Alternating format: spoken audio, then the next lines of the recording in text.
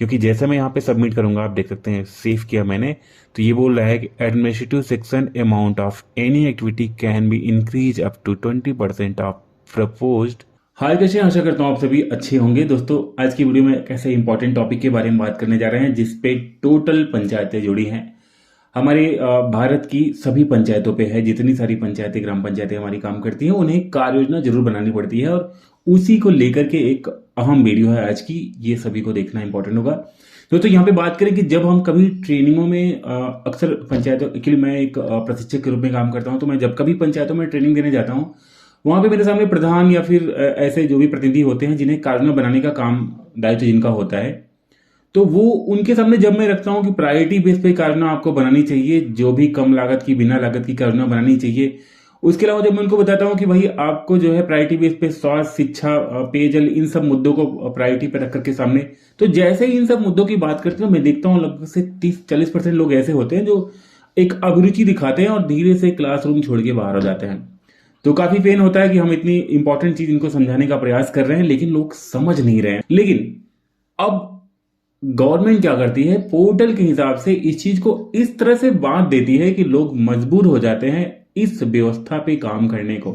हालांकि लोग पहले सीखते नहीं और बाद में फिर काम जब उल्टा पलटा होता है तो फिर क्या होता है, फिर वहीं यहाँ वहां मैनेज करने के लिए घूमते हैं, ये सही कर दीजिए, वो सही कर दीजिए, और यहाँ वहां फिर दिक्कतें बढ़ती हैं और कहीं ना कहीं उनका एक्सपेंस भी होता है और चीजें सही हमेशा नहीं होती। तो ये छोटी सी वीडियो आपके काम की है, मैं सोल्यूशन बताऊंगा। क्योंकि अब तक जो भी कारना आप बनाते थे उसमें क्या करते थे कि एक टोटल बजट, जैसे, क्योंकि जब आप प्रधान से, पंचायत से कारना मांगते हैं, जो भी हमारे ऑपरेटर भाई हैं, जो भी सचिव हमारे जो भी हैं, जब आप मांगते हैं तो वहां पे क्या होता है, वहां पे आपको ढेर सारी कारना की लिस्ट दे दी जाती है, क्योंकि उनको भी ये कंफर्म नहीं होता कि फैक्ट हमारे काम कौन कौन से कराए जाने हैं। लेकिन बेसिकली यहाँ पे बात करें तो फैक्ट काम में जो काम कराने होते हैं उनकी सूची पहले बना ली जानी है। मतलब जब आपकी बैठक हो, बैठक के माध्यम से और कार्ययोजना पोर्टल पर अपलोड करने के पहले, बात को समझें, जब पोर्टल पे अपलोड हो उसके पहले हमारे पास कितना फंड है और फंड को देखते हुए कितने काम इस वर्ष में हम कराने वाले हैं, इसको वहां पे पहले ही हम तय कर लें। ये चीजें पहले नहीं होती थी। पहले क्या होता था कि अमूमन ढेर सारे काम हम डाल दिया करते थे। लेकिन अब क्या हुआ है, पहले क्या होता था कि जैसे हमने एक काम को डाल लिया तो हमने, हमारे पास फंड उपलब्ध है, हमारे रिसोर्स एनवलप जो भी हमारा पंचायत का प्रोफाइल है उसमें मान लीजिए हमारे पास 5 लाख रुपए का फंड जो है अवेलेबल है। तो हमने क्या किया, उसी 5 लाख में जो है 25 काम को डाल दिया, किसी पे 12,000, किसी 15,000, किसी 20,000, किसी 10,000, इस तरह से सब काम को हम 5 लाख के फंड को एलोकेट करके हमने ढेर सारा काम डाल दिया। अब क्या होता है, जब हम टेक्निकल अप्रूवल करते हैं तो वहां पे हम उस जो 10,000 बैलेंस हमने आईडी पे अभी एलोकेट दिखाया था, उस 10,000 बैलेंस को हम वहां पे 1 लाख, 1.5 लाख, 2 लाख कर देते हैं। फिर जाते हैं एडमिनिस्ट्रेटिव अप्रूवल पे, वहां भी हम उस चीज को मैनेज करके किस फंड से, किस वित्त से देना है, उसको वहां पे हम चेंज भी कर लेते थे। मतलब जो कार्ययोजना में बनाए हैं उसको वहां पे चेंज भी कर लेते थे। ये तो अभी तक हम करते थे। लेकिन अब यहाँ पे एक बिग अपडेट ये है कि जैसे ही आप अब जितने काम की योजना डालेंगे, लेकिन आपके पास 5 लाख है तो 5 लाख में जितने काम आप कर पाएंगे उसके एस्टीमेट के अकॉर्डिंग, उसका एस्टीमेट क्या होगा, उसके अकॉर्डिंगली ही आप अपने काम को डालेंगे। मतलब अपने कार्ययोजना में जितना रुपए दर्शाया है उससे 20% एक्सीड ही आप कर पाएंगे। अगर आपने वहां पे दर्शा दिया है कि 1 लाख रुपए में होनी है और आप चाहते हैं कि आपका काम वो 2 लाख तक चला जाएगा, तो फिर उस काम को आप नहीं कर पाएंगे। इसका मतलब यह है कि अगर आपने 1 लाख रुपए उस काम की अनुमानित लागत अपने कार्य योजना में डाली है तो वहां पे फिर आप 1,20,000 ही बढ़ा सकते हैं जब आप उस आईडी को मॉडिफिकेशन करते हैं पेमेंट के लिए। अक्सर हम लोग क्या करते थे कि पहले एक अनुमानित, मतलब कम बजट को लेकर के, जैसे कि मैंने यहाँ पे देखिए 10,800 रुपए एक आईडी पे पेमेंट बनाया था और उसका टेक्निकल अप्रूवल में हमने बैलेंस बढ़ाया। अमूमन हम लोग ऐसा कर लिया करते थे अक्सर।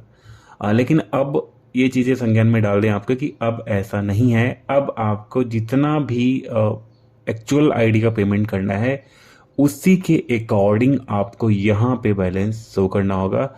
मैक्सिमम आप 120%, एक्चुअली 120 ना कहें, यहाँ पे 20%, जैसे 10,800 हमने डाला हुआ है तो 10,800 का 20% ही आप यहाँ पे जो फंड एलोकेशन यूनिट दिख रही है यहाँ पे आप कर सकते हो। जैसे कि 450 मैंने यहाँ पे बढ़ाया हुआ है तो ये नहीं होगा, क्योंकि जैसे मैं यहाँ पे सबमिट करूंगा आप देख सकते हैं सेव किया मैंने, तो ये बोल रहा है कि administrative section amount of any activity can be increase up to 20% of proposed allocation amount. तो प्रपोज एलोकेशन अमाउंट पे जाएंगे तो ये आप देख सकते हैं ये हमारा है प्रपोज एलोकेशन अमाउंट। तो नाउ ये एक बिग अपडेट है इस पोर्टल में। और इस तरह से हम लोग क्या करते थे, कारिना को पोर्ट करने के लिए जो अवेलेबल बैलेंस है उसमें अधिक आईडी को डालने के लिए हम लोग इस बैलेंस को कम करके यहाँ पे डालते थे। तो अभी जान ले, जो भी काम करना है अगर आप पहले से नहीं डिसाइड करते हैं तो फिर ऐसे मुद्दे में आप फेल्ड हो जाएंगे और काम नहीं कर पाएंगे, क्योंकि अब यहाँ पे ये आईडीज फॉरवर्ड नहीं होगी। अब यहाँ पे ये 10,800 के ऊपर का मैं करूँगा तो ही फॉरवर्ड होगी, इसका अभी तक कोई सलूशंस नहीं है।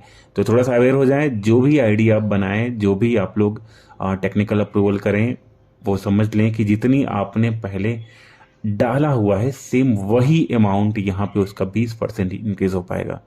तो एक छोटी सी अपडेट थी पोर्टल को लेकर के। इसका सोल्यूशन क्या है? सोल्यूशन यही है कि जब आप इस काम को करेंगे तो पहले से ही आपको ये आईडीज का जितना भी पेमेंट होगा एस्टीमेट के अकॉर्डिंग आपको पहले से वहां पे डालना होगा, क्योंकि ये समझ आपको थोड़ी सी विकसित करनी होगी। मान लीजिए आपके पास 100 मीटर खड़ंजा है, तो 100 मीटर खड़ंजे में कितने ईंट लगेंगे, कितनी मजदूरी लगेगी, इस चीज को आप नाप करके करके और उसकी जो एस्टिमेट लागत है उसी को आप यहाँ पे डालेंगे। क्योंकि 20% 19-20 हो सकता है, 20% एक्सीड हो सकता है, लेकिन बहुत ज्यादा डिफरेंस नहीं डालेंगे।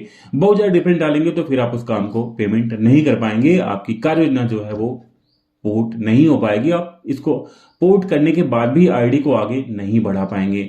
तो ये छोटी सी वीडियो थी, आशा करता हूं कि वीडियो आपको पसंद आई होगी। मिलते किसी और वीडियो में, तब तक के लिए जय हिंद, बाय दोस्तों।